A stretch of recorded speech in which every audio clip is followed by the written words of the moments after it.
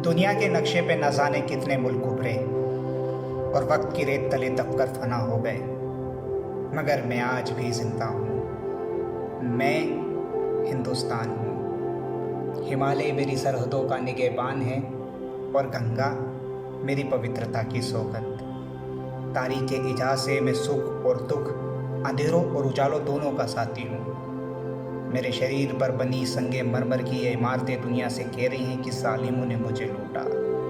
मेरे कदरदानों ने मुझे संवारा है, नादानों ने मुझे जंजीर पहना दी, मेरे चाहने वालों ने जंजीरें काट फेंकी। युगों युगों से मैं अखंडता और एकता की सौगात हूँ। हाँ, मैं हिंदुस्तान हूँ। हमारे देश का पिछले 5,500 सालों का इतिहास इस बात की जीती जागती गवाही है कि हमारे इस देश ने अच्छे से अच्छे और बुरे से बुरे दिन देखे। मैं याद करना चाहूँगा गुप्ताओं के उस स्वर्णिम दौर को, जब हमारे देश में स्वर्ण मुद्राएं चला करती थीं। कला, साहित्य, जीव विज्ञान, खगोल शास्त्र जैसे अनेक विषयों में हमें पारंगत हासिल थी। हमारे देश में उस वक्त की सबसे बड़ी यूनिवर्सिटी नालंदा थी। मैं याद करना चाहूँगा कालिदास को, जिसने लिटरेचर को इतना कुछ दिया। मैं याद करना चाहूँगा समुद्रगुप्त को, जिसने सबसे पहले उस दौर में मॉडर्नाइजेशन किया। मैं याद करना चाहूँगा एस्ट्रोनॉमी वाले उन दिनों को, जब पूरी दुनिया को ग्रहों के बारे में नहीं पता था। तब हमारे आर्यभट्ट ने ग्रहों की गणना कर दी थी, ग्रहों की दूरियां तक बता दी थी। तो ये था उस वक्त का हमारा हिंदुस्तान। मुझे अच्छी तरह से याद है वो समय जब पूरी दुनिया पाषाण काल में जीती थी। तब हमारे देश में सभ्यता का विकास हो चुका था। हमारे देश की पहली सभ्यता सिंधु घाटी सभ्यता उस वक्त की 4 सबसे बड़ी सभ्यताओं में से एक थी। कहने को तो ये भी कहा जा सकता है उस दौर में सबसे विकसित सभ्यता हमारी सिंधु घाटी सभ्यता थी, जो मेसोपोटामिया और चाइना की सभ्यता से भी आगे थी। मैं याद करना चाहूँगा विजयनगर एम्पायर को, जो मुगलों के आने से पहले वजूद में था।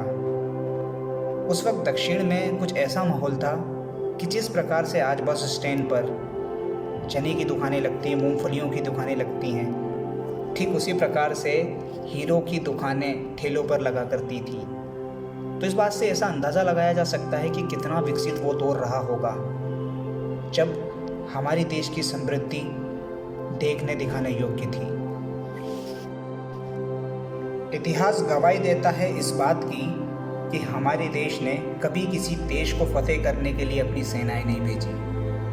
हमारे देश से यदि कुछ गया है तो वह है सुख और शांति और समृद्धि के दूत, जैसे कि महात्मा बुद्ध, महात्मा गांधी, स्वामी विवेकानंद जैसे अनेक नाम।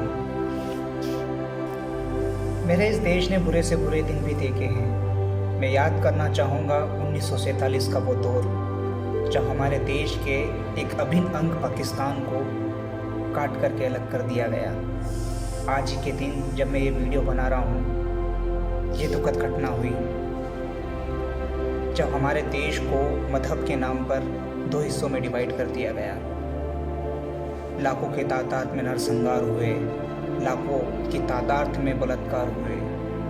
धर्म के नाम पर, मजहब के नाम पर, झूठी शान और शौकत के नाम पर मानवता की हत्या की गई। लोग दरिंदे बन गए। मैं याद करना चाहूँगा उस दौर को जब इंसान इंसान नहीं रहा। मानो ये देश खून की नदियों का एक शहर हो गया। इस तरीके से इतिहास में इस चीज़ को वर्णित किया गया है। इसको संसार के सबसे बड़े होलोकास्ट में गिना जाता है। भारत और पाकिस्तान का बंटवारा दुनिया के सबसे बड़े होलोकास्ट में से एक था। अलग अलग लोगों ने इस पर अलग अलग विचारधाराएं दी हैं। अलग अलग लोग इसको अलग अलग चीज़ें मानते हैं। जो भी हुआ बहुत दुखद हुआ।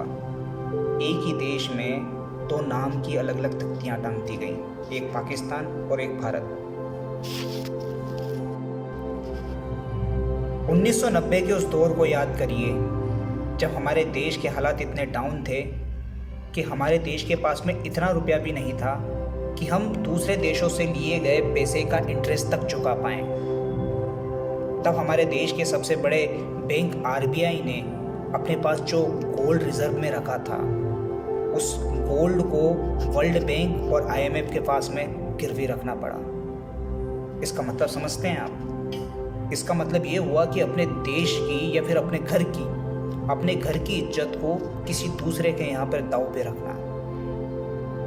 हमने हमारे गोल्ड को जो इतने सालों से बचा के रखा था, उस गोल्ड को दूसरे के यहाँ पर गिरवे रखना पड़ा। तो ये कंडीशन हमारे देश की उस वक्त थी। जरा सोचिए, एक वो दौर था जब सोने के सिक्के चलते थे, और एक 90 का दौर था जब पैसे से संबंधित इतनी ज़्यादा समस्या थी कि बचे कुचे गोल्ड को दूसरे के यहाँ पे रखना पड़ा। बताने के लिए तो और भी बहुत कुछ है, परंतु एक वीडियो में बता पाना संभव नहीं। पूरे देशवासियों को 75वां स्वतंत्रता दिवस मुबारक हो। जय।